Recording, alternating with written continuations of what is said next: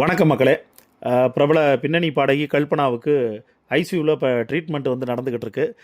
ஆரம்பத்தில் ரொம்ப கவலைக்கிடமாக வந்து இருந்தாங்க. ஆனால் இப்போ கொஞ்சம் கொஞ்சமாக பெட்டர் அப்படின்னு வந்து தகவல் வந்து கொடுத்துருக்காங்க. அதோடு மட்டும் இல்லாமல் இவங்க என்ன காரணத்துக்காக இந்த தற்கொலைக்கு வந்து முயன்றாங்க, அந்த 48 மணி நேரத்துக்கு முன்னாடி 2 நாட்களாக கிட்டத்தட்ட சுயநினைவு இல்லாமல் அப்படியே வந்திருக்காங்க. சாப்பாடு எதுவும் வந்து இது பண்ணிக்காம, அதுக்கு முன்னாடியே, அதாவது இவங்க தூக்க மாத்திரை வந்து சாப்பிட்டு கிட்டத்தட்ட மயக்க நிலைக்கு போகிறதுக்கு முன்னாடியே சரியாக அவங்க வந்து சாப்பாடு எதுவும் வந்து எடுத்துக்கல. மிகப்பெரிய மன உளைச்சலில் வந்து இருந்திருக்காங்க.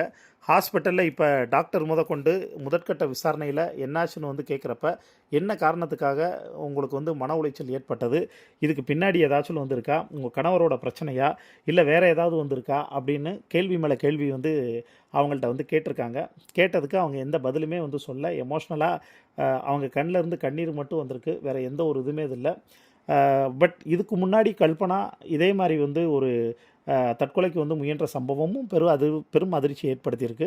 இது 2வது டைமு. அப்பையும் அவங்க வந்து என்ன ஒன்றா தனிமை, ரொம்ப லோன்லினஸ், ஒரு மாதிரி வந்து தனக்குன்னு வந்து யாருமே வந்து இல்லைங்கிற மாதிரி எனக்கு வந்து ஒரு ஃபீல் அப்படிங்கிறது மாதிரியான ஒரு விஷயத்தை வந்து கன்வே பண்ணியிருந்தாங்க. இப்பையும் மிகப்பெரிய இவங்க திறமசாலிங்கிறது எல்லாருக்குமே தெரியும். 1500 வந்து பாடல்கள் வந்து பாடியிருக்காங்க. இப்பேற்பட்ட திறமசாலியாக வந்து இருந்தாலும் இவங்க ஏன் தைரியசாலியாக வந்து இல்லை அப்படின்னு பலரும் தங்களுடைய கருத்துக்களை வந்து சொல்லிட்டு வராங்க.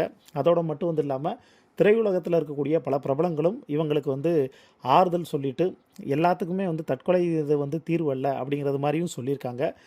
இந்த விஷயம் தெரிஞ்சு அவருடைய கணவரும் சென்னையிலேருந்து அவசர அவசரமாக வந்து கிளம்பி ஹைதராபாத் வந்திருக்காரு. ஹைதராபாத் வந்து அவரும் வந்து ரொம்ப அப்செட்டில் தான் வந்திருக்காரு. ஒருவேளை கணவன் மனைவிக்குள்ளே ஏதாவது வந்து பிரச்சனை வந்து நடந்திருக்குமோ, அவங்களுக்குள்ளே ஏதாச்சும் மிஸ்கம்யூனிகேஷன், மிஸ் அண்டர்ஸ்டாண்டிங் வந்து போயிட்டுருக்குமோன்னு வந்து பார்த்தா அதுவும் வந்து இல்லை. என்ன காரணத்துக்காக சடனாக அப்படி வந்து ஒரு முடிவு எடுத்திருக்காங்க. கிட்டத்தட்ட ஒரு 4, 5 தூக்க மாத்திரைகள் வந்து அவங்க வந்து சாப்பிட்டு அப்படியே சுயநினைவு இல்லாமல் வந்து இருந்திருக்காங்க. ஃபோன்லாம் வந்து சுவிட்ச் ஆஃப் ஆகிருக்கு. இப்போ முதற்கட்ட விசாரணையில் தாங்க முடியாத மிகப்பெரிய மன உளைச்சலில் அவங்க வந்து இருந்திருக்காங்க. 48 மணி நேரத்துக்கு முன்னாடியும் அவங்க எந்த ஒரு உணவும் வந்து எடுத்துக்கொள்ள அப்படிங்கிற தகவல் நமக்கு வந்து கிடச்சிருக்கு. இப்போ அடுத்து 2வது கட்ட விசாரணையை இப்போ அவங்க வந்து ஆரம்பிச்சிருக்காங்கங்கிற ஒரு தகவலும் நமக்கு வந்து கிடச்சிருக்கு.